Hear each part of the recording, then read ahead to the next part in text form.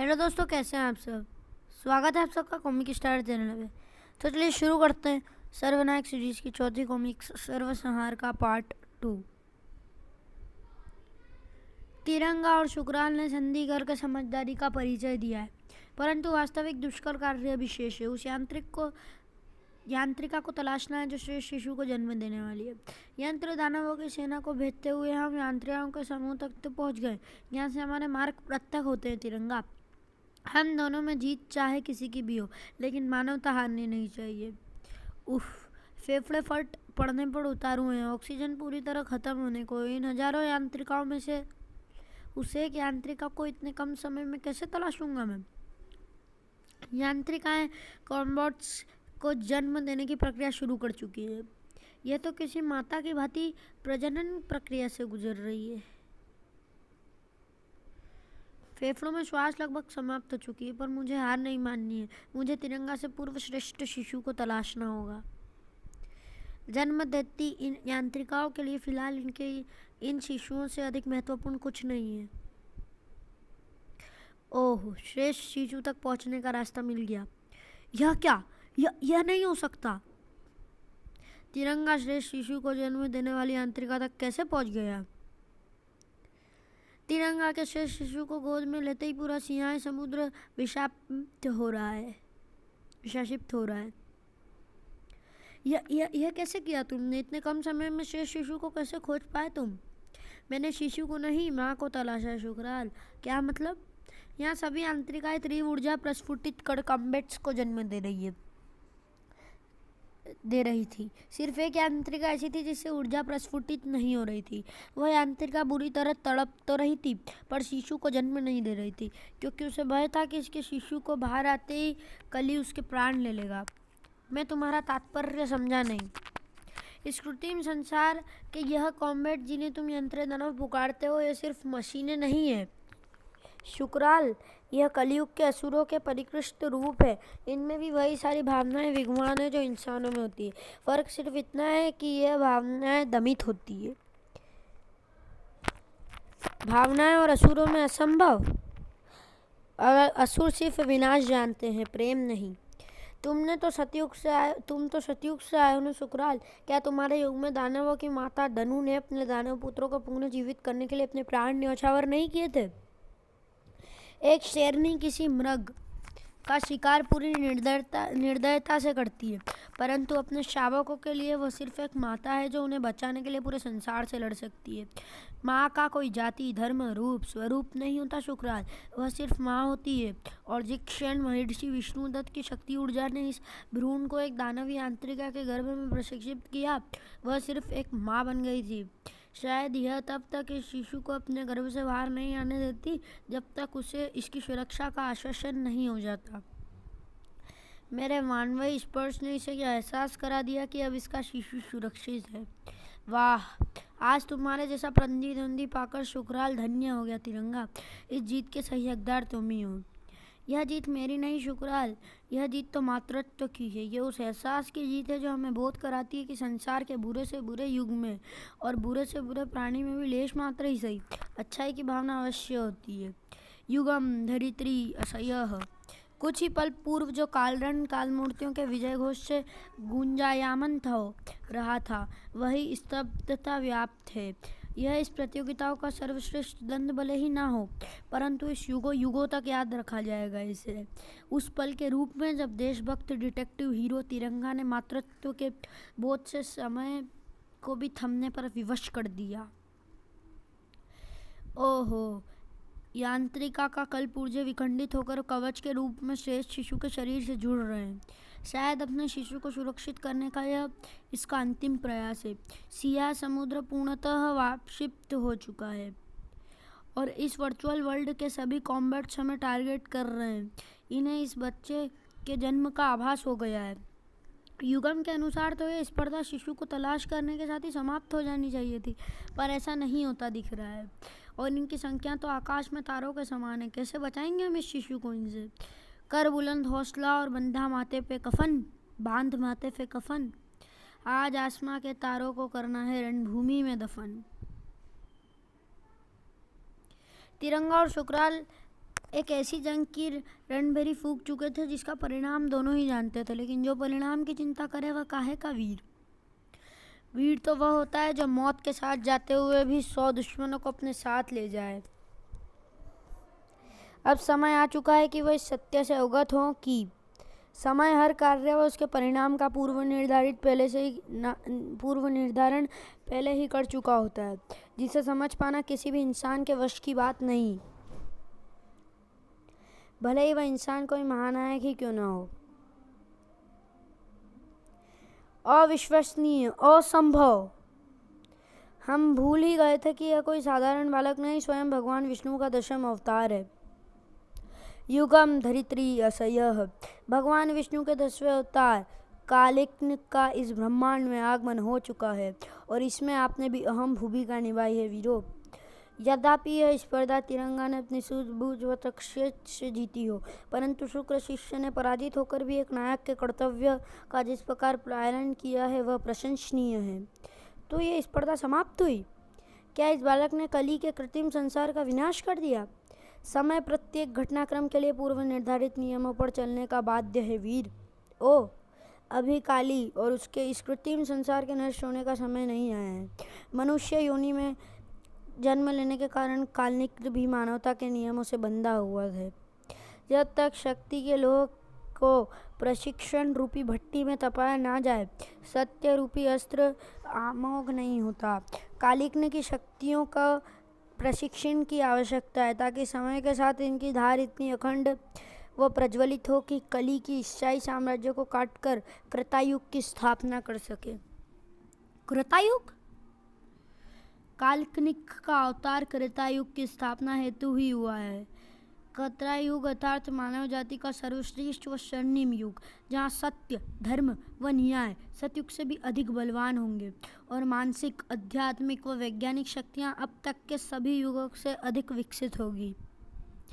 परंतु इससे पूर्व काल्निक को इस योग्य बनाना होगा कि वह इस दायित्व की पूर्ति कर सके। और यह तो आप जानते ही हैं वीरों की किसी भी व्यक्ति की पूर्ण योग्यता का बोध कराने के लिए उसे आवश्यकता होती है एक श्रेष्ठ गुरु की। और यही आपकी प्रतियोगिता का अगला चरण है, काल्निक के लिए श्रेष्ठ गुरु तलाशना और काल्निक का दायित्व उसे सौंपना। यह कौन सा स्थान है? कली का कृत्रिम संसार कहाँ गया? कली का और उसका संसार अपने स्थान पर अभी भी विद्यमान है। उनका संहार व उन्मूलन इतना सरल नहीं है। शुक्र शिष्य, अब तक असुरराज कली को श्रेष्ठ शिशु के जन्म की सूचना प्राप्त हो चुकी होगी, परंतु जिस समय धारा और आयाम में आप अभी खड़े हैं वहाँ तक असुरराज कली व उसकी असुर सेना नहीं पहुँच सकती। आपके समक्ष वह ज्ञान खंड उपस्थित है जिनके ऊपर संसार के 2 श्रेष्ठतम गुरुओं की त्रिआयामी अक्ष विद्यमान है, द्रोणाचार्य और परशुराम। चौंकिए मत वीरों, यह इन दोनों गुरुओं की आयामिक ऊर्जा है जिनके भीतर इनका संपूर्ण ज्ञान भरा हुआ है। आपको इनमें से जो भी गुरु काल्निक के लिए उपयुक्त लगता है उसकी आयामिक ऊर्जा आपको धारण करेंगे और फिर आप में द्वंद्व होगा। मैं यहाँ बता देना आवश्यक समझता हूँ कि काल्निक के गुरु का पूर्वचयन हो चुका है, यानी कि आप में से जितने भी गलत गुरु की आयामिक ऊर्जा को धारण किया उसकी पराजय निश्चित है। यदि हम दोनों ने एक ही गुरु को चुना तो आप दोनों की तर्क शक्ति एक दूसरे से पूर्णतः भिन्न है, इसलिए अव्वल तो आपके एक मत होने का प्रश्न ही नहीं उठता। फिर भी यदि आप दोनों में एक ही गुरु चुना तो स्पर्धा का स्वरूप परिवर्तित किया जाएगा। इस चयन का आधार क्या होगा? आपकी बौद्धिक तर्क शक्ति। आप दोनों ही गुरुओं के पराक्रम से परिचित है। आपका दिमाग जिसे भी काल्निक के गुरु के रूप में उपयुक्त माने उसकी आयामिक ऊर्जा धारण करिए और द्वंद्व आरंभ कीजिए। मैं गुरु परशुराम को सुनता हूँ। गुरु द्रोणाचार्य से श्रेष्ठ गुरु भला कौन होगा? मैं इनका चयन करता हूँ। अब आप दोनों इन श्रेष्ठ गुरुओं की समस्त शक्तियों के धारक हैं। आपके मध्य निर्णायक द्वंद्व तब तक चलेगा जब तक काल्निक के सही गुरु की विजय व दूसरे की पराजय नहीं हो जाती। युगम धरित्री असयः। प्रथम अध्याय समाप्त। द्वितीय अध्याय आरंभ। Dark set over. मैं जानती हूँ कि मुझे लेकर चीता अभी भी असमंजस स्थिति में है। लोमड़ी की चालों को चीता भी समझ नहीं पाया है। मोनिका ही लोमड़ी है, यह राज दुनिया में सिर्फ मैं ही जानता हूँ।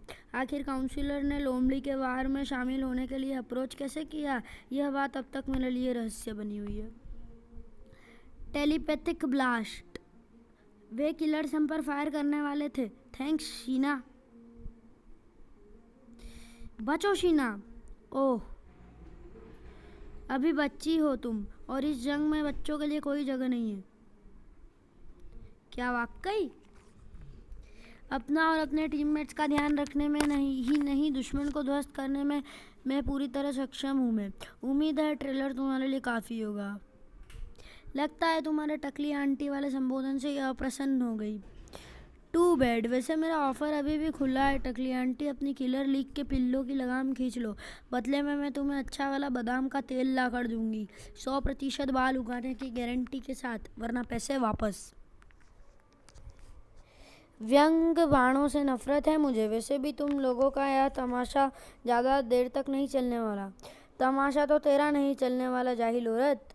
होश ठिकाने लगा अपने। पूरी दुनिया मरने की कगार पर पहुंची हुई है। आखिर किस पर राज करना चाहती है तू? राज? हा हा हा। तुम लोगों को गलत लगता है कि हम सब यहाँ इस अंडरग्राउंड सिटी पर राज करने के लिए कर रहे हैं। मानवता की मौत को कगार पे पहुंचाने वाले हम सुपर विलेंस नहीं, तुम सुपर हीरोज हो। अब और नहीं, यह राज करने की लड़ाई नहीं, अधिकारों की लड़ाई है। हमारी लड़ाई मानवता के खिलाफ नहीं है, बल्कि तुम सुपर हीरोज के खिलाफ हो। हमारी यानी तुम्हारे अलावा और भी हैं पागलों की जमात में। मेरी पार्टनर का स्वागत करो, स्पाइडर्स।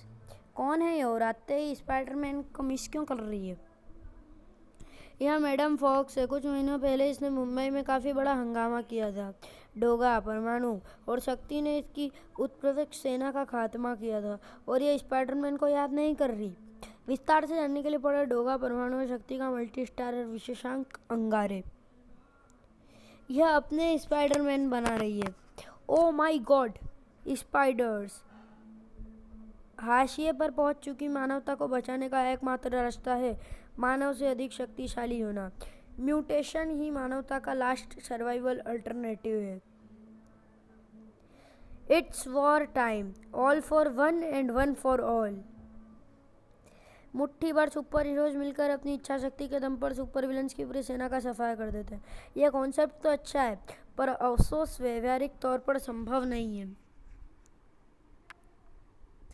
सुपर विलन्स की संख्या और एकता तुम सुपर हीरोज से कहीं अधिक है, और परिकल्पित अवधारणा में हमने से कोई यकीन नहीं रखता। ऑक्टोपस गैंग की शक्तियों को नया आयाम और विस्तार दिया है मैडम फॉक्स ने। मुझे फीमेल एम्पावरमेंट स्कीम हमेशा से घपेले वाली लगती थी। फिलहाल अपनी टीम की फीमेल्स की एम्पावरमेंट की कामना करो, क्योंकि हमारा सबसे घातक हथियार शीना डाउन हो चुकी है। Damn it.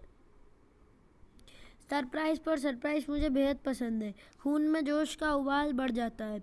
तो पेश है मेरा latest surprise, vampire doll with vampire force vampire. इसका खून उबाले मार रहा है, पर मेरा खून सूख रहा है। शीना, सलमा, लोमड़ी और चीता डाउन है। हमें बैकअप चाहिए।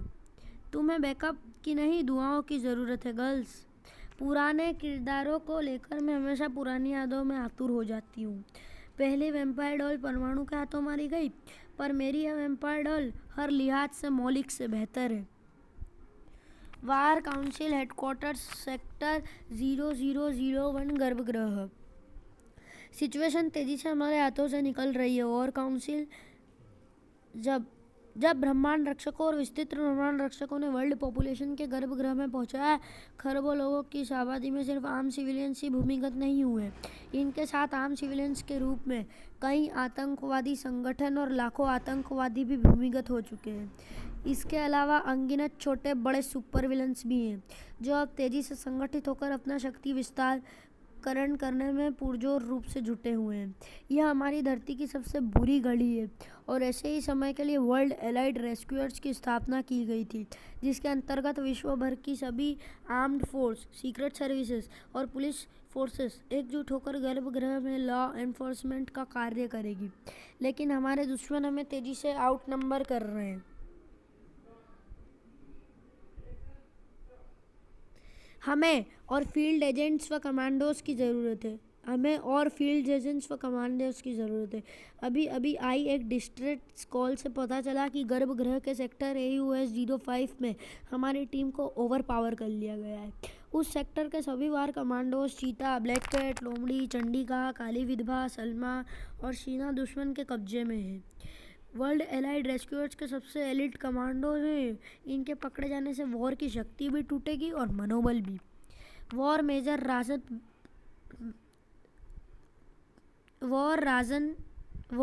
राजन मेहरा और वॉर मेजर इतिहास इन कमांडोज की सलामती के साथ रिहाई की जिम्मेदारी मैं आप दोनों को सौंपता हूँ। Yes counsellor. बीच में बोलने के लिए माफ़ी चाहती हूँ काउंसलर, पर मेरी वॉर सीक्रेट सर्विसेज विंग को जो गुप्त सूचनाएं प्राप्त हुई है उनके मुताबिक प्रिंसिपल नामक क्रिमिनल मास्टरमाइंड गर्भगृह में सभी एक छोटे बड़े सुपर विलन्स और आपराधिक संगठनों को एकजुट कर रहा है। सेक्टर AUS-05 की वॉर टीम को बंधक बनाने के लिए प्रिंसिपल ने ही मादाम सुप्रीमा की किलर लीग, ऑक्टोपस गैंग और वेम्पायर डॉल की वेम्पायर्स फोर्स को एकजुट किया है। वॉर की आर्म्ड फोर्सेस गर्भगृह के विषमताओं से जूझ रही वर्ल्ड पॉपुलेशन को संभालने में ही जुटी हुई है। लोग पैनिक की स्थिति में हैं, पागलपन की हद तक डरे हुए हैं, अपने डर में दूसरों को मौत के घाट उतारने के लिए आतुर। गर्भगृह का वातावरण लाख वातानुकूलित सही, पर लोगों के नर्वस सिस्टम इसे अडॉप्ट नहीं कर पा रहे हैं। नतीजतन गर्भगृह में बीमारों की संख्या प्रति घंटा के हिसाब से हजारों की तादाद में बढ़ रही है। उन्हें मेडिकल फैसिलिटीज समय पर उपलब्ध कराने में विश्व भर की मेडिकल प्रोफेशनल हमारी वॉर केयर सर्विसेज में जुटे हुए हैं। इन तक बीमारों को पहुंचाने की और उनकी सुरक्षा की जिम्मेदारी भी वॉर आर्म्ड फोर्सेस की ही है। इसके अलावा विश्व की विभिन्न जातियां गर्भगृह के माहौल में एक दूसरे के साथ तालमेल और सामंजस्य नहीं बैठा पा रही है, जिनके कारण गर्भगृह में सिविल वॉर का खतरा बना हुआ है, जिससे निपटने में वॉर आर्म्ड फोर्सेस दिन रात लगी हुई है। ऐसे में हमारे पास पर्याप्त फोर्सेस नहीं है कि हम किलर लीग, वेम्पायर फोर्स और ऑक्टोपस गैंग के कंबाइंड फोर्सेस का सामना कर सकें। अगर हमने अपने आर्म्ड फोर्सेस को युद्ध में लगाया तो गर्भगृह में प्रलय आ जाएगी, करोड़ों निर्दोष सिविलियंस मारे जाएंगे। मैं मैडम एक्स के तर्क से सहमत हूँ काउंसलर, इसलिए मैंने कहा था कि हमें अपनी सैन्य क्षमता बढ़ानी पड़ेगी। पर ऐसा कैसे संभव है? लाखों की संख्या वाली वार आर्म्ड फोर्सेस भी गिनती के कमांडर्स के नेतृत्व और निर्देशों पर कार्य कर रही है। आखिर कहाँ से लाएंगे और हम और सुपर हीरोज कैसे करेंगे वार की शक्ति का विस्तार? अगर हम और सुपर हीरोज नहीं ला सकते तो हमें सुपर विलन्स को तोड़ना होगा, उन्हें अपने साथ मिलाना होगा। मैं मेजर मेहरा से सहमत हूँ। सतह पर इसरिक से आई रिपोर्ट के अनुसार Miss Killer, Grand Master Robo, Wonder Women, CNN और नगीना जैसे बड़े सुपर विलन्स पहले ही हमारी तरफ आ चुके हैं और सतह पर सिचुएशन कंट्रोल करने में सहयोग कर रहे हैं। यदि गर्भगृह में हम सुपर विलन्स को तोड़ने और उन्हें अपने साथ मिलाने में सफल हो गए तो हालात काबू में आने में देर नहीं लगेगी। आपके दिमाग में कोई विशेष सुपर विलन है इस कार्य के लिए मेजर मेहरा?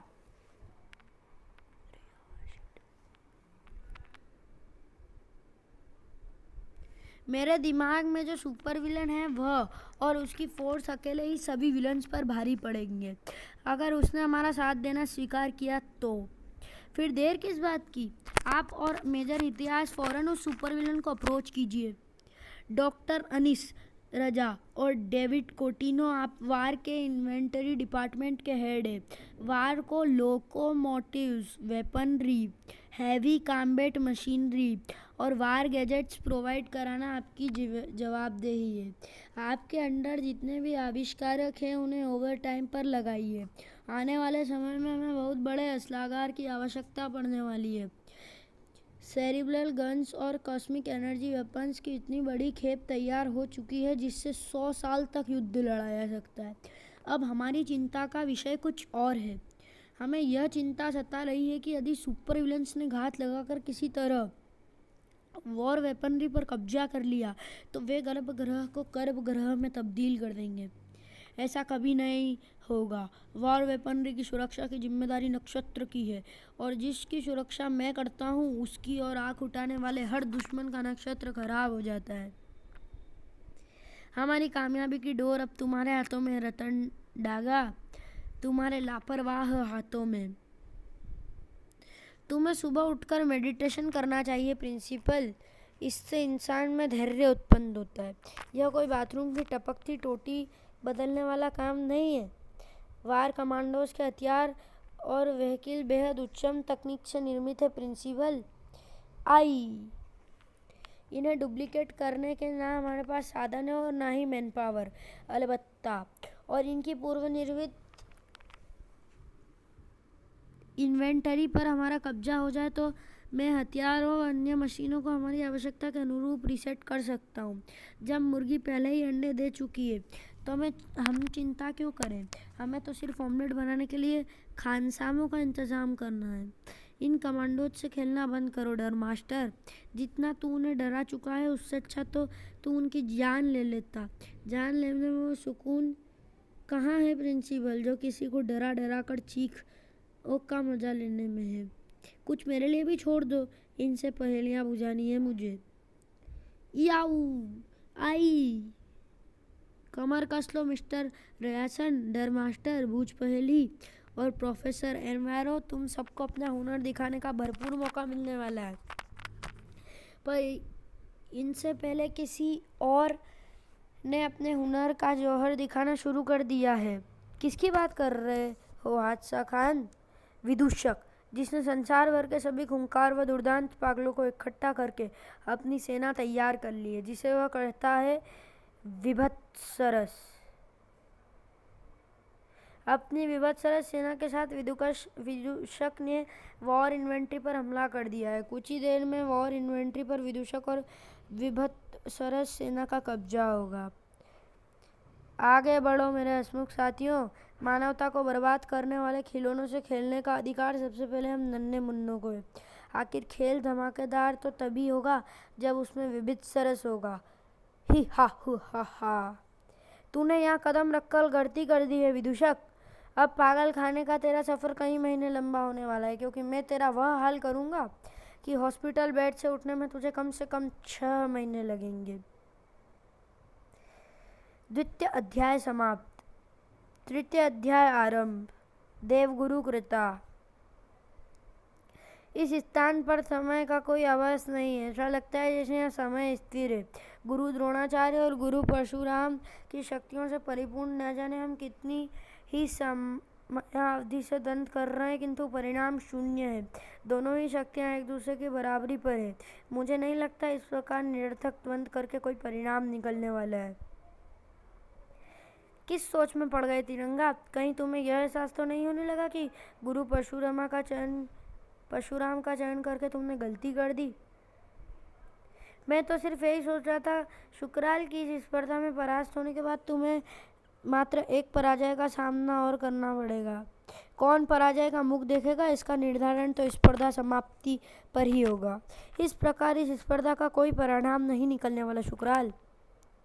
तात्पर्य, इस समय विहीन स्थान पर हम यूं ही द्वंद्व करते रह जाएंगे, परिणाम सिफर ही निकलेगा। हमें स्पर्धा व द्वंद्व का स्वरूप बदलना होगा। युगम के कथनानुसार हमें इन महागुरुओं की शक्ति धारण कर इनकी शक्तियों का परीक्षण द्वंद्व रूप में करना था। हम वही तो कर रहे हैं। हम केवल उनके अस्त्र शस्त्रों का प्रयोग कर रहे हैं, शेष गुरुओं की शक्ति ऊर्जा का नहीं। कदाचित तुम्हारा कथन सत्य है तिरंगा। श्रेष्ठ गुरुओं की वास्तविक शक्ति उनकी देव ऊर्जा, उनकी मानसिक शक्ति है। हमें श्रेष्ठ गुरुओं की शक्ति से शारीरिक नहीं मानसिक द्वंद्व करना होगा। हम तो सिर्फ माध्यम होंगे, वास्तविक द्वंद्व श्रेष्ठ गुरुओं की मानसिक ऊर्जा में होगा। युगम धरित्री असयः। तिरंगा ने अपनी शक्ति का अद्भुत प्रदर्शन किया है।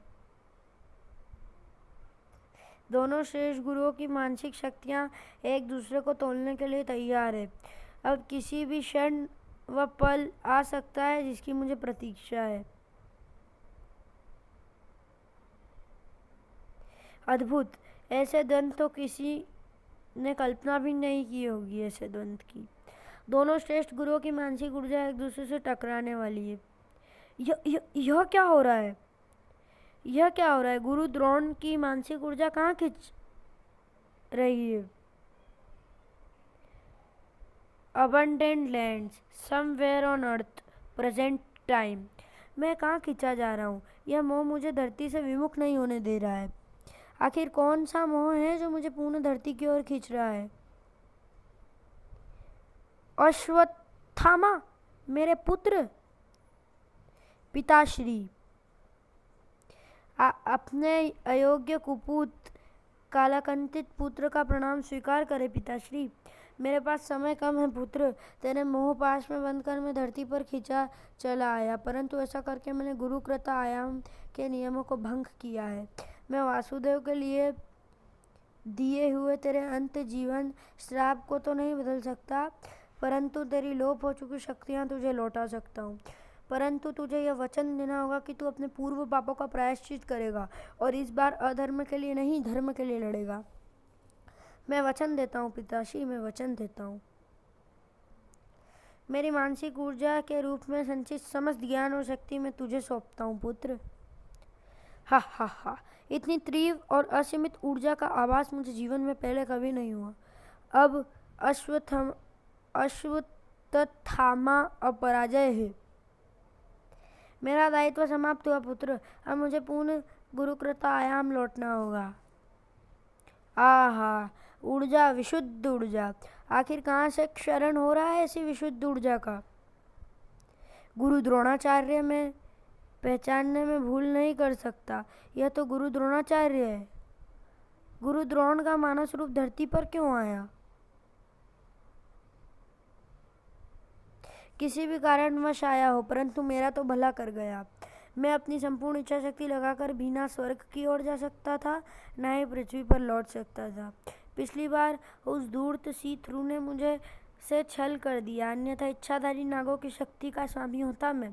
परंतु इस बार मुझे किसी की आवश्यकता नहीं है। गुरु द्रोण की मानस ऊर्जा शक्ति के बल पर मैं आराम से पृथ्वी पर उतर सकता हूँ। गुरु द्रोणाचार्य की ऊर्जा शक्ति पूर्ण अपने शिला स्तंभ में समा रही है। इसका तात्पर्य यही हुआ कि तिरंगा ने दूसरी स्पर्धा भी जीत ली है। कालकिन के लिए सर्वश्रेष्ठ गुरु परशुराम ही है। पर गुरु द्रोणाचार्य की मानसिक ऊर्जा अचानक कहाँ खिंच गई थी? धरती पर अपने पुत्र अश्वत्थामा के पास, जिसे श्री कृष्ण ने छल पूर्वक पांडव पुत्रों का वध करने हेतु अमरत्व का श्राप दे दिया था। सर्वश्रेष्ठ गुरु व योद्धा वही है जो अपने धर्म, अपने कर्तव्य को सर्वोपरि रखे, जिस पर उसकी भावनाएं, उसका सांसारिक संबंध हावी ना हो। परंतु श्रेष्ठ होने के पश्चात भी गुरु द्रोणाचार्य अपनी भावनाओं और पुत्र मोह का परित्याग ना कर सके, इसीलिए वह काल्निक के गुरु बनने हेतु उपयुक्त नहीं है। यह दायित्व सिर्फ गुरु श्रेष्ठ गुरु परशुराम ही उठा सकते हैं, जिन्होंने सदैव धर्म व कर्तव्य को संबंधों से सर्वोपरि रखा है। परंतु तिरंगा को कैसे ज्ञात हुआ कि गुरु द्रोण अभी भी पुत्र मोह में बंधे हुए हैं? मुझे यह नहीं मालूम था। मैंने श्रेष्ठ गुरु परशुरामों का चयन किया क्योंकि धर्म के मार्ग पर चलने की सही दिशा सिर्फ वही दे सकते, जबकि श्रेष्ठ गुरु होते हुए भी गुरु द्रोणाचार्य ने महाभारत युद्ध में अधर्म का साथ दिया था। यदि आपके स्थान पर तिरंगा ने गुरु द्रोणाचार्य का चयन किया होता तो पराजय इनकी झोली में गिरती। गुरु द्रोण का पुत्र मोह में बंधकर धरती पर खींचे चले जाना और कर्तव्य से ऊपर अपने मोह को रखना तो विधि का विधान था। अब समय आ चुका है शिशु काल्निक को उसके श्रेष्ठ गुरु के हाथों में सौंपना। गुरु परशुराम का मानस रूप शिशु काल्निक को उस उद्देश्य हेतु तैयार करेगा जिसके लिए काल्निक का जन्म हुआ। कृतयुग स्थापना और काल्निक के पुनरागमन में अभी समय शेष है। उससे पूर्व आपको अपनी तीसरी स्पर्धा आरंभ करनी होगी। तो चलिए दोस्तों, वीडियो को यहीं ख़त्म करते हैं और मिलते हैं अगली वीडियो में। तब तक के लिए गुड बाय।